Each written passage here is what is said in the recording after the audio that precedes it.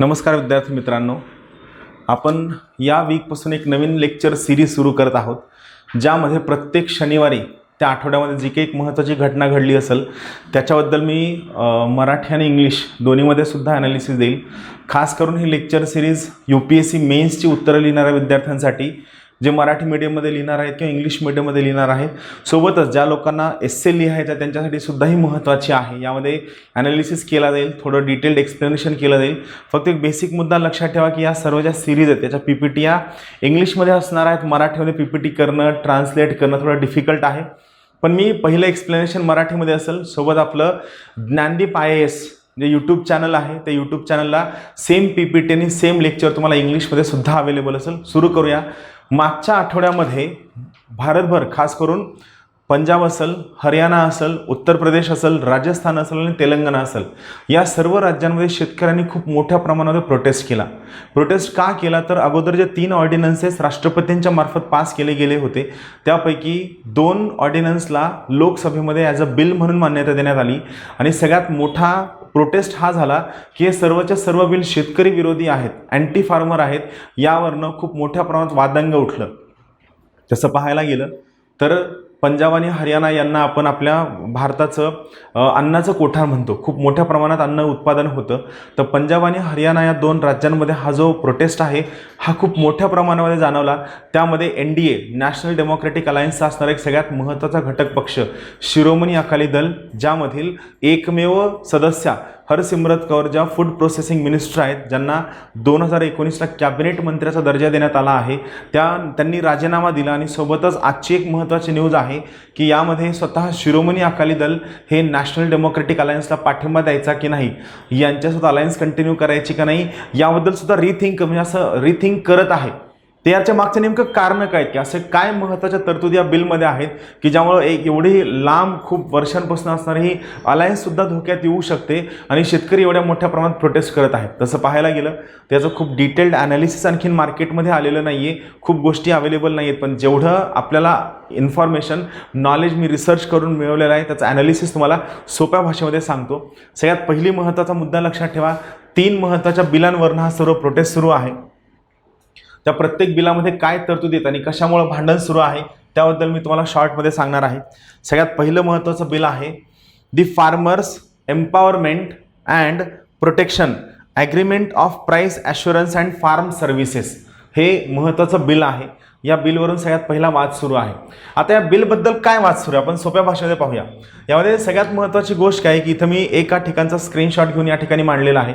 या ठिकाणी आपण सोप्या भाषेत हे पाहूया की प्रोव्हिजन्स कोणते आहेत आणि कोणत्या प्रोव्हिजन्सच्या बाबतीत या ठिकाणी काय कन्सर्न म्हणजे कोणता धोका त्या ठिकाणी शेतकऱ्यांना वाटतो, ज्यामुळे शेतकरी त्या ठिकाणी विरोध करत आहेत। पहा, सगळ्यात पहिलं प्रोव्हिजन या बिलमधलं आहे ज्याच्याबद्दल वाद आहे, this provide for a national framework. म्हणजे काय होईल, या कायद्यामार्फत एक राष्ट्रीय स्तरावरचं एक फ्रेमवर्क, एक आराखडा तयार केला जाईल। कशासाठी आराखडा असेल तर फार्मिंग ॲग्रीमेंटसाठी हा आराखडा असणार आहे। म्हणजे शेतकरी आणि ज्या मोठ्या मोठ्या कंपन्या आहेत, मग ते रिलायन्स असेल किंवा वॉलमार्ट असेल किंवा ॲमेझॉन असेल, ज्या सगळ्या मोठ्या मोठ्या कंपन्या आहेत ज्यांना ॲग्रिकल्चर क्षेत्रामध्ये गुंतवणूक करायची आहे, तर शेतकरी या मोठ्या मोठ्या कॉर्पोरेट कंपन्यांसोबत ॲग्रीमेंट करावा, कॉन्ट्रॅक्ट फार्मिंग करावी, यासाठीचं एक प्रकारचं नॅशनल फ्रेमवर्क यामार्फत उभं करण्याचा उद्देश आहे। That protects and empowers farmer to engage with agri business firm, म्हणजे शेतीमध्ये बिझनेस करणाऱ्या कंपन्या, त्यानंतर प्रोसेसिंग करणाऱ्या कंपन्या, होलसेल शेतमालाची विक्री करणारे ट्रेडर्स, त्यानंतर एक्सपोर्ट करणारे व्यक्ती आणि लार्ज रिटेलर, या सगळ्यांच्या मार्फत एक ॲग्रीमेंटचं फ्रेमवर्क तयार केलं जाईल, ज्या फ्रेमवर्क मार्फत शेतकऱ्यांना फार्म सर्व्हिसेससुद्धा मिळतील। त्यांना स्वतःचा जो माल आहे, जो शेतमाल आहे, हा भविष्यामध्ये विकण्यासाठी एक अगोदरच प्री ॲग्रीमेंट करता येईल। आणि हे जे फ्रेमवर्क आहे, हे फ्रेमवर्क या कायद्याचं म्हणणं आहे की शेतकऱ्याला योग्य मोबदला मिळवून देईल आणि सगळ्यात महत्त्वाची गोष्ट, हे फ्रेमवर्क फेअर आणि ट्रान्सपरंट मॅनरमध्ये काम करेल, असं यांचं सगळ्यात महत्त्वाचं म्हणणं आहे। ही तरतूद आहे। म्हणजे थोडक्यात काय आहे, शेतकरी आणि जे मोठे मोठे बिझनेस आहेत यांच्यामध्ये शेतमालाबद्दल कॉन्ट्रॅक्ट फार्मिंगचं ॲग्रीमेंट कसं असावं, काय तरतुदी असाव्या, शेतकऱ्यांना कसा फायदा होईल, हे फेअर कसं असेल, हे ट्रान्सपरंट कसं असेल, याबद्दलचं एक फ्रेमवर्क करण्याचा सगळ्यात महत्त्वाचा उद्दिष्ट या कायद्याचा आहे। मग सगळ्यात महत्त्वाची गोष्ट, ज्या ठिकाणी लक्षात ठेवा, जेव्हा अमेरिकेसारखा मोठा देश आणि एखादा रवांडा, युगांडा, बुरुंडी सारखा एखादा दोघांमध्ये जर ॲग्रीमेंट असेल ना, तर लक्षात ठेवा रवांडा, युगांडा, बुरुंडी यासारख्या देशांमध्ये त्या ठिकाणी निगोशिएशन करण्यासाठी स्वतःकडे काहीही नसतं. सेम जेव्हा या मोठ्या मोठ्या ॲग्री बिझनेस फर्म सर्वसामान्य शेतकऱ्यासोबत त्या ठिकाणी चर्चा करण्यासाठी, निगोशिएशन करण्यासाठी येतील, त्यावेळेस शेतकरी हा लुझिंग एंडला असेल, त्याच्याकडं स्वतःकडं बार्गेनिंग पॉवर अशी काहीच असणार नाही. आणि मग या ठिकाणी ज्या काही टर्म्स अँड कंडिशन्स असतील त्या टर्म्स आणि कंडिशन्स या त्या मोठ्या कॉर्पोरेट फर्मच्या, बिझनेस हाऊसच्या फेवरमध्ये असतील. त्यामुळे हा शेतकऱ्यांना लॉस आहे असं प्रोटेस्टरचं म्हणणं आहे. दुसरं महत्त्वाचं त्यांना म्हणणं आहे, दुसरी तरतूद आहे की या कायद्यामुळं मॉडर्न टेक्नॉलॉजीला ॲक्सेस मिळेल. आपलं ॲग्रिकल्चर हे कॅपिटल इंटेन्सिव्ह नाही आहे. आपल्या ॲग्रिकल्चरमध्ये खूप टेक्नॉलॉजीचा वापर होत नाही, इन्व्हेस्टमेंटची कमी आहे व यामुळं आपल्या शेतमालाची प्रोडक्टिव्हिटी, उत्पादकता खूप कमी आहे. तर यांचं म्हणणं आहे की या दुसऱ्या तरतुदीमार्फत मॉडर्न टेक्नॉलॉजीला आपल्याला ॲक्सेस मिळेल आणि या मॉडर्न टेक्नॉलॉजी ॲक्सेस मार्फत आपल्या शेतकऱ्यांची प्रोडक्टिव्हिटी वाढेल, त्यांना शेतमाल चांगला मिळेल, त्याचं पेरिशेबिलिटी कमी असेल, त्याचा वेस्टेज आणि लॉस कमी असेल. पण यात परत कन्सर्न काय आहे की मॉडर्न टेक्नॉलॉजीमध्ये जेव्हा बिग प्लेयर्सची मोनोपोली येईल एक्सपोर्टमध्ये आणि सेलमध्ये, तेव्हा ऑटोमॅटिकली शेतकऱ्याला ही टेक्नॉलॉजी खूप महागात विकली जाईल आणि शेतकऱ्यांना सगळ्यात मोठा लॉस असेल. इथं सगळ्यात मोठी भीती ही बिग प्लेयरची असणारी मोनोपोली याबद्दल भीती व्यक्त करण्यात आलेली आहे. ती मार्केटमधील भीती असेल आणि एक्सपोर्टरची भीती असेल, जे एका लेवलनंतर शेतकऱ्यांना मॉडर्न टेक्नॉलॉजी देताना सुद्धा एवढ्या महागात देतील की शेतकऱ्याचा जो रेग्युलर लेबर आहे, जो त्यापासून दुरावला गेलाय, तो येणार नाही आणि मग शेतकऱ्याला अल्टिमेटली त्या बिग प्लेयरच्या घशात जावं लागलं. तिसरं आहे तिसरं तरतूद या कायद्याचं म्हणणं आहे की जे मार्जिनल आणि स्मॉल फार्मर आहेत, ज्यांच्याकडं 5 हेक्टरपेक्षा कमी जमीन आहे, त्यांना सगळ्यात जास्त बेनिफिट होईल असं त्यांचं म्हणणं आहे. पण आपण स्वतः पाहितलेलं आहे की जेव्हा कधी या मोठ्या मोठ्या कंपन्या येतात, तेव्हा या मोठ्या कंपन्या कधीही एखाद्याचं अर्धा एकरचं तुकडे, 2 एकरचं तुकडे या कमी जमीन असणाऱ्या शेतकऱ्यासोबत कधीही कॉन्ट्रॅक्ट करत नाही. तुमच्या गावामध्ये किंवा कुठं आसपास एखादी बी बियाण्याचं कंपनी आली असेल तर ती सुद्धा काय म्हणते, तुमची जमीन रस्त्याच्या कडेला असावी, तुमच्या जमिनीला स्वतःचं पाणी असावं, तुमच्या जमिनीला खत चांगलं असावं, तुमच्या जमिनीचा पोत चांगला असावा आणि सगळ्यात महत्त्वाची गोष्ट या मोठ्या कंपन्या म्हणतात, मला सलग तुम्ही 15 ते 20 एकर जमीन द्या.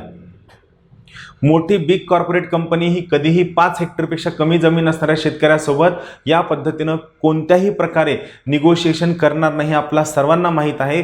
तर या 3 कन्सर्नमुळे याला विरोध सुरू आहे. Sponsor unlikely to prefer dealing with many small and marginal farmer, छोट्या आणि जे सीमांत शेतकरी आहेत यांच्यासोबत हे मोठे बिझनेस प्लेयर कधीही निगोशिएशन करणार नाहीत. या 3 महत्त्वाच्या कन्सर्नमुळं या बिलवर डिस्कशन सुरू आहे आणि हे सगळे पॉईंट व्हॅलिड आहेत. जी लोक बिझनेस करतात त्या सगळ्यांना माहीत आहे की जे मोठे प्लेयर असतात ते छोट्या प्लेयरला हळूहळू गिळंकृत करतात.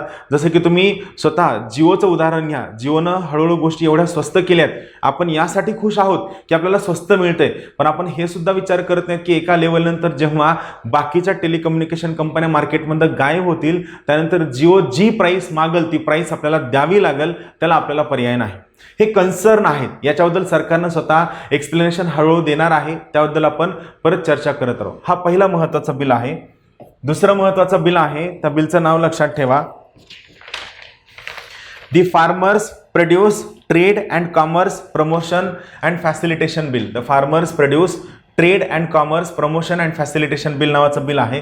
आता यामध्ये आपण पाहूया की नेमके काय वाद आहेत. सगळ्यात पहिला वाद आहे, यांचं म्हणणं आहे की ही एक प्रकारची इकोसिस्टीम तयार करेल ज्यामध्ये शेतकऱ्यांना आणि ट्रेडरला कोणत्याही ठिकाणी कुठंही वस्तू माल विकण्याची परवानगी असेल, त्यामध्ये मंडीमध्ये म्हणजे जो शेतमालाची मंडी आहे किंवा आडतीवर जाऊनच स्वतःचा माल विकण्याची गरज नाही किंवा ॲग्रिकल्चरल प्रोड्यूस मार्केट कमिटीमध्ये जाऊनच स्वतःचा माल विकण्याची गरज नाही. एखादा शेतकरी इंटरस्टेट म्हणजे त्या राज्यामध्ये कुठेही विकू शकतो, इंट्रास्टेट राज्याच्या बाहेर कुठेही माल विकू शकतो. या पद्धतीनं माल विकणाऱ्या शेतकऱ्याला आणि माल विकत घेणाऱ्या ट्रेडरला ही परवानगी असेल की तो एका ठिकाणावरून दुसऱ्या ठिकाणी जाऊन शेतमाल कुठेही विकू शकतो, कुठेही विकत घेऊ शकतो.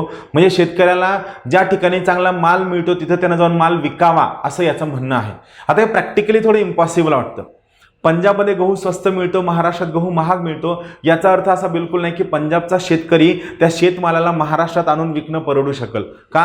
इथं त्यानं इथं वस्तू ते इन्फ्रास्ट्रक्चर उभं करणं, मार्केट डेव्हलप करणं या गोष्टी प्रॅक्टिकली डिफिकल्ट आहेत. आणि एकदा का मंडी सिस्टीम किंवा आपली ॲग्रिकल्चरल प्रोड्यूस मार्केट कमिटी कृषी उत्पन्न बाजार समित्यांचं हे स्ट्रक्चर मोडीत निघलं की ऑटोमॅटिकली त्या ठिकाणी मग आपल्याला शेतकऱ्यांना दुसरा कोणताही प्लॅटफॉर्म पुरवणं सोपं असणार नाही आणि शेतकऱ्यांना अल्टिमेटली किंवा शेवटी त्या बिग कॉर्पोरेटला पडत्या भावामध्ये माल विकावा लागेल. इथे यांनी उभा केलेला कन्सर्न किंवा भीती आहे, state government will not be able to get mandi fee. त्यांचं म्हणणं की राज्य सरकारला मिळणारा फीस कमी होईल आणि फार्मरनं कुठे प्रायव्हेट प्लेअरला विकायला सुरू केलं तर राज्य सरकारचा खूप मोठा लॉस असेल. पण सगळ्यात महत्त्वाची गोष्ट, कृषी उत्पन्न बाजार समित्यांचं स्ट्रक्चर जर का एकदम मोडीत निघलं की त्यानंतर ते परत उभा राहणं खूप डिफिकल्ट आहे आणि शेतकरी एकदा मग त्या प्रायव्हेट प्लेअरच्या हाताचं खेळणं बनला की तो शेवटपर्यंत त्याच पद्धतीनं प्रायव्हेट प्लेअरच्या हातात खेळणं बनून राहतो. दुसरं आहे टू एनकरेज इंटरस्टेट आणि इंट्रास्टेट ट्रेड. सगळ्यात महत्त्वाची गोष्ट, प्रत्येक राज्य आपण आपल्या सोयीने MSP ठरवत असतं. जर इंटरस्टेट आणि इंट्रास्टेट ट्रेड सुरू केला तर हे बिल हळूहळू मिनिमम सपोर्ट प्राईस बंद करण्याच्या मार्गावर आहे असं सगळ्या शेतकऱ्यांची धारणा आहे. सगळ्या शेतकऱ्यांना वाटतं की इंटरस्टेट म्हणजे महाराष्ट्रातला माल जर बिहारमध्ये नेऊन विकायचा असेल तर त्या मालाला MSP किती मिळेल हा सगळ्यात मोठा वाद, हा प्रश्न त्यांनी उभा केला. त्यामुळे या एका प्रोव्हिजनमुळे सगळ्या शेतकऱ्यांचं म्हणणं आहे की या बिलमुळे मिनिमम सपोर्ट प्राइस काही दिवसांनी सरकारला मोडीत काढायचा आहे, शेतकऱ्यांना मिळणारी सबसिडी सरकारला रद्द करायची आहे, असा एक खूप मोठा आरोप या तरतुदीमार्फत केला जातो. तिसरा आहे, यामुळे काय होईल, मार्केटिंग आणि ट्रान्सपोर्टेशन कॉस्ट कमी होईल. हे मान्य, पण या ॲग्रिकल्चर प्रोड्यूस मार्केट कमिटीमध्ये लाखो कमिशन एजंट्स आहेत. ठीक आहे, कमिशन एजंट हे त्या ठिकाणी कमिशन खातात, पण त्याबरोबर एक महत्त्वाचा मुद्दा आहे की हे कमिशन एजंट तुमचा माल त्या ठिकाणी विकण्यासाठी सोपं करून देतात. हा दुसरा मुद्दा आपण कधीच लक्षात घेत नाही. हां, महत्त्वाची गोष्ट काय, कमिशन एजंटवर रेग्युलेशन आणा, त्यांनी किती फीज घ्यायला हवी त्याच्यावर रेग्युलेशन आणा, त्यामध्ये ट्रान्सपरन्सी आणा. पण कमिशन एजंट त्या ठिकाणी काम करणारे सर्व कमिशन एजंट ते तुमच्या राज्यात आहे, तुमच्या देशाचा भाग आहे. त्यांना उपाशी मारून तुम्ही काय करणार आहात?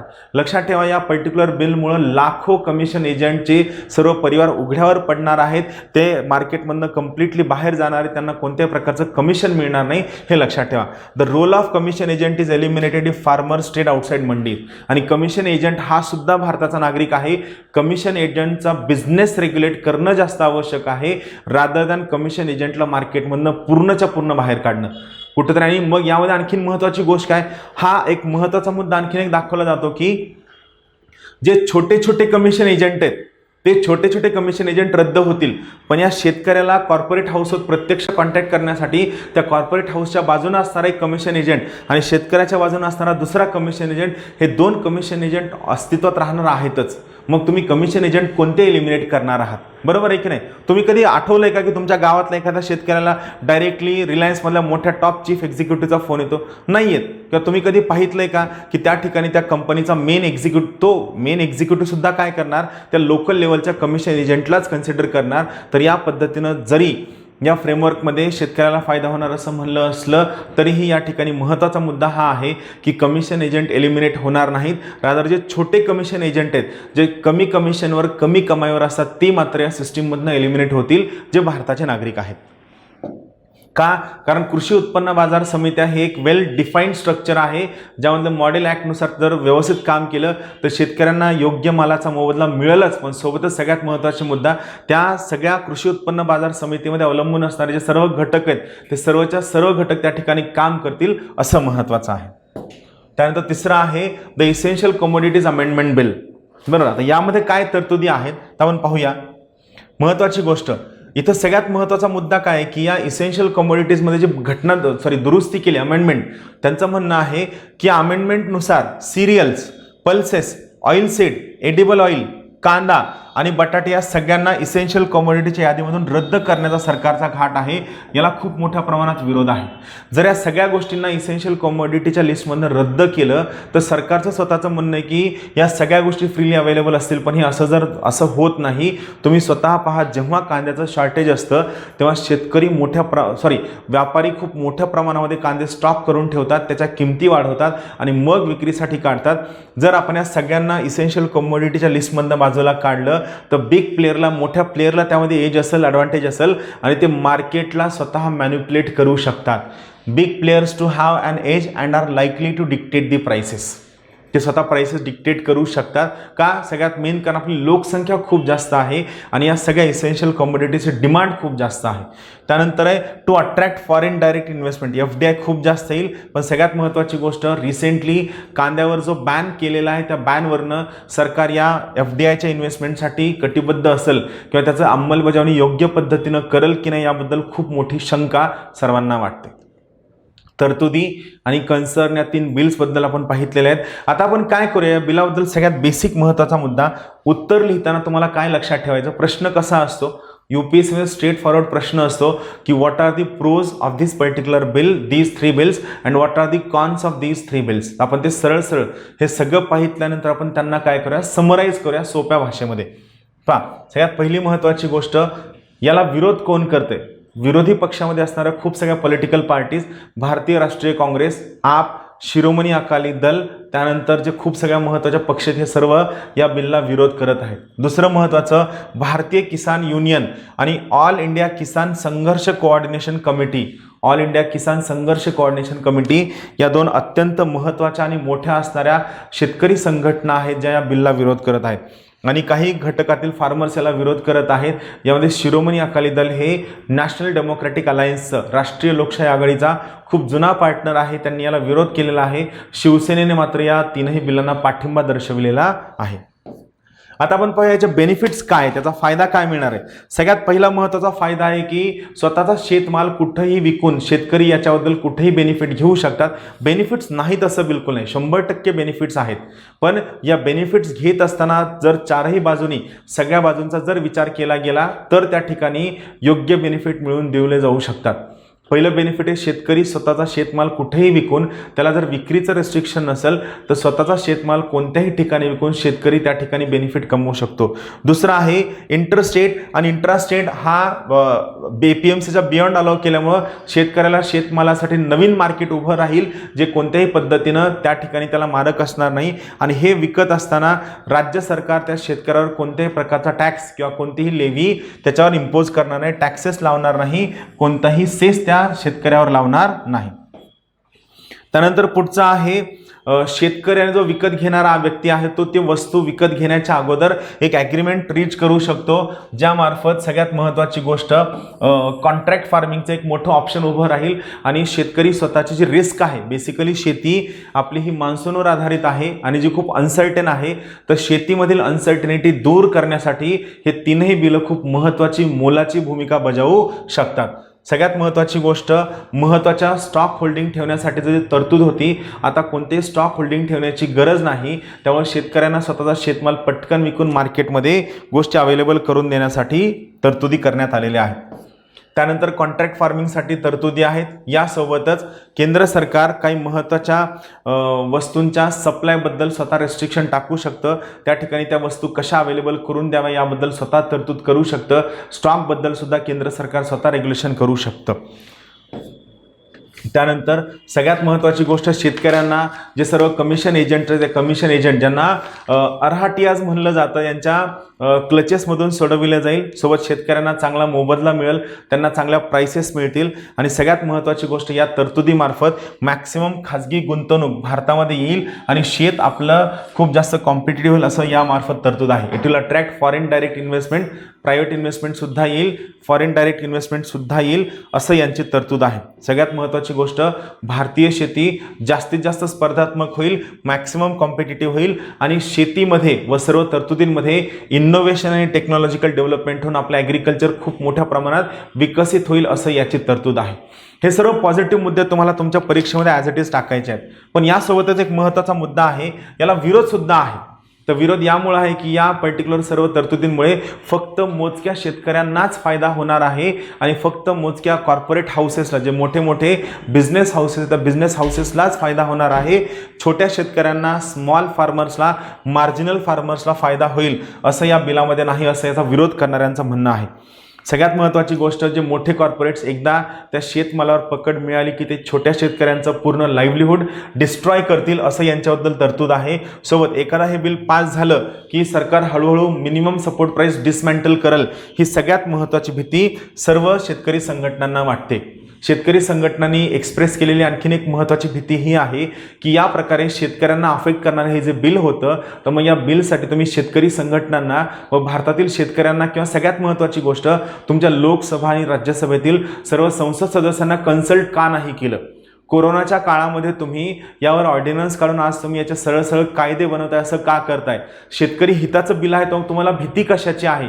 तुम्ही शेतकऱ्यांना, शेतकरी संघटनांना व सर्व लोकसभा राज्यसभा सदस्यांना कन्सल्ट करून हे तीनही जनहितासाठी असणारे बिल तुम्ही पास करू शकता, असं सगळ्यात मोठं वक्तव्य शेतकरी संघटनांनी केलेलं आहे. त्यानंतर सगळ्यात महत्त्वाची गोष्ट, APMC ज्या सगळ्या आपल्या ॲग्रिकल्चर प्रोड्यूस मार्केट कमिटी आहेत त्यांना खूप मोठा लॉस होऊ शकतो, राज्यांचा रेव्हेन्यू लॉस होऊ शकतो. ऑलरेडी GSTच्या इम्प्लिमेंटेशनमुळे खूप मोठ्या प्रमाणामध्ये सर्व राज्य लॉस सहन करत आहेत. केंद्र सरकारनं सर्व राज्यांना तुम्ही स्वतः तुमच्या लेवलला कर्ज घ्या, तुमच्या लेवलला तुम्ही मॅनेज करा असं सांगितलेलं असं असताना जर ही तरतूद आली तर ऑटोमॅटिकली APMC मंडीजमधनं मिळणारा सर्वच्या सर्व रेव्हेन्यू जर बंद झाला तर त्या ठिकाणी खूप मोठा लॉस होऊ शकतो. फार्मरसुद्धा त्यांच्या जमिनीवरचा हक्क विसरून जातील आणि जर सहज पैसा मिळाला किंवा कॉर्पोरेट कंपन्यांनी शेत्या हळूहळू हातामध्ये घेतल्या का, कारण कॉर्पोरेट कंपन्यांनी किती शेती होल्ड करावी याच्यावर कोणतीही सिलिंग असणार नाही, तर ऑटोमॅटिकली शेतकऱ्याचं लाईव्हलीहूड संपल आणि फ्रॅगमेंटेड जमिनी हळूहळू शेतकऱ्यांच्या हातामधनं कॉर्पोरेट कंपन्यांच्या हातात गेल्या की त्यांची सगळीच्या सगळी मोनोपोली असेल, फ्रॅगमेंटेड लँड होल्डिंग असेल. सगळ्यात महत्त्वाची गोष्ट, राज्यांना कन्सल्ट न करता या प्रकारचा कायदा केला जातोय. सो तुमच्या UPSCच्या सेंटर स्टेट रिलेशन्समध्ये हा सगळ्यात महत्त्वाचा मुद्दा तुम्ही मांडू शकता की ही तरतूद कशी अँटी फेडरल किंवा फेडरलिझमला कोणत्या पद्धतीनं व्हायलेट करते, त्याबद्दलची ही महत्त्वाची तरतूद आहे. लॅक्स ऑफ कमिशन एजंट जे मी सांगितलं की जे पंजाब हरियाणा सोबतच भारतातल्या खूप सगळ्या भागामध्ये जे भारतीय नागरिक आहेत ते त्यांचा जॉब लूज करू शकतात, लाईव्हलीहूड एका दिवसात संपू शकतात. त्यांनी पाहायचं कुठं? ते पण या कोरोनाच्या काळात, ज्या काळात सगळ्या गोष्टी ठप्प झालेल्या आहेत, कमाई ठप्प झालेली आहे, लाईव्हलीहूड संपलेलं आहे, अशावेळी कमिशन एजंट, त्या ठिकाणी काम करणारे हमाल यांनी कुठं जायचं? म्हणजे त्यांनी त्या APMC मधून उठायचं आणि मग त्या कॉर्पोरेट हाऊसच्या दरवाजात जाऊन बसायचं आणि हे पण माहीत नाही की कॉर्पोरेट हाऊसेस त्यांना काय वागणूक देतील, कोणती ट्रीटमेंट देतील. स्टेट गव्हर्नमेंटचा खूप मोठ्या प्रमाणामध्ये रेव्हेन्यू लॉस होण्याची सुद्धा तरतूद यामध्ये होईल असं सगळ्यांना वाटतं. मी तुम्हाला दोन्ही बाजू सांगण्याचा प्रयत्न केलेला आहे. मी तुम्हाला सर्वांना परत एकदा सुचवलं, हे परत एकदा व्यवस्थित पहा, समजून घ्या आणि UPSC मेन्सच्या सोयीनं जे लोक मराठीमध्ये लिहिणार आहेत किंवा इंग्लिशमध्ये, त्या याचं उत्तर तयार करून ठेवा. Thank you very much. Have a good day. Thank you.